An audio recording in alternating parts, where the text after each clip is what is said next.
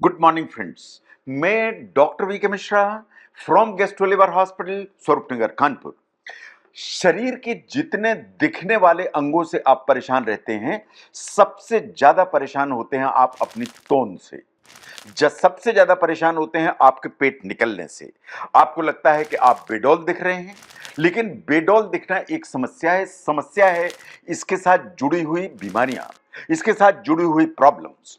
तो waste line या तोंद को कैसे कम कर सकते हैं, उसको वास्तव में कुछ फूड आइटम्स के एंगल से आपको देखने की जरूरत है। नो, कुछ चीजें ऐसी हैं, अगर आप ध्यान देंगे तो आपकी जो तोंद है या तो निकलेगी नहीं, और निकलेगी, निकली है तो धीरे धीरे धीरे धीरे कम हो जाएगी। आपको अपनी जो प्लेट है या डाइट है, उसमें 50% जो पोर्शंस हैं उनमें फ्रूट्स एंड वेजिटेबल्स होने चाहिए। जो फ्रूट्स हैं वो फ्रेश फ्रूट्स होने चाहिए, कैंड फ्रूट्स नहीं। और जो स्टीम्ड या बेक्ड वेजिटेबल्स है वो आपको हेल्प करते हैं। ये दोनों चीजें, इनमें फाइबर की मात्रा ज्यादा होती है।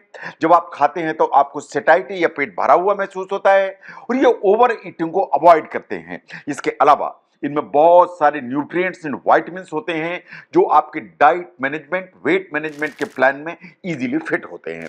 नंबर 2 पर आती है ग्रीन टी। आपको रोज 3 से 4 कप ग्रीन टी जरूर पीनी चाहिए। जो ग्रीन टी है उसमें ईजीसीजी करके एक केमिकल होता है, ये बहुत इंपॉर्टेंट है। जो चाय है या ग्रीन टी है उसमें बहुत सारे फ्लेवोनॉइड्स होते हैं।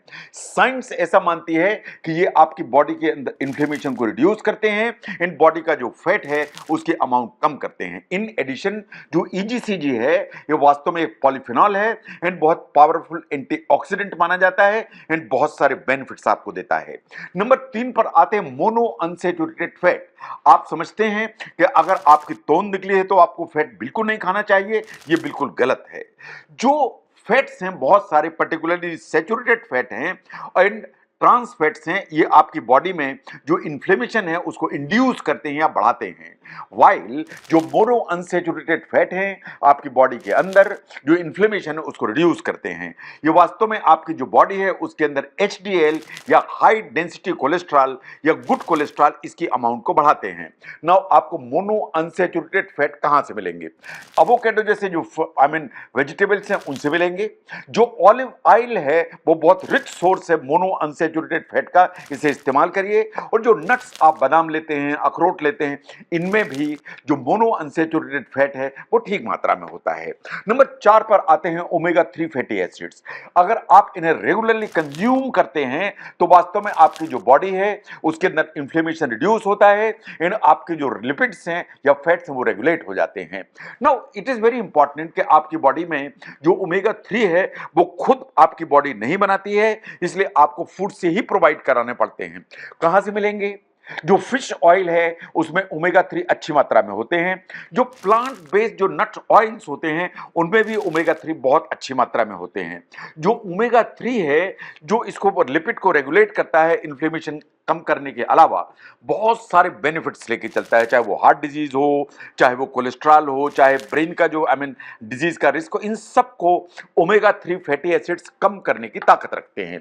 नंबर 5 पर आती हैं स्पाइसेस जो रोज हम किचन में यूज करते हैं। सिनेमन यूज करते हैं या दालचीनी जिसे कहते हैं, जिंजर आप रोज यूज करते हैं जिसे आप अदरक कहते हैं, एंड टर्मरिक या हल्दी आप यूज करते हैं। तीनों स्पाइसेस ऐसी हैं जो इन्फ्लेमेशन कम करती हैं, एंटीऑक्सीडेंट लेके चलती हैं, इन आपकी तोंद को धीरे धीरे धीरे धीरे रिड्यूस करने में आपको हेल्प करती हैं, क्योंकि ये ओवरऑल वेट मैनेजमेंट में हेल्प करती हैं। ना जो होल ग्रेन्स आप खाते हैं, चाहे आप ओट्स खाते हैं, चाहे आप दलिया खाते हैं, चाहे आप ब्राउन राइस खाते हैं, ये वास्तव में जितने भी होल ग्रेन्स हैं ये फाइबर में काफी रिच होते हैं। ये आपका जो इंसुलिन का रिस्पॉन्स है उसको मॉडरेट करने की ताकत रखते हैं।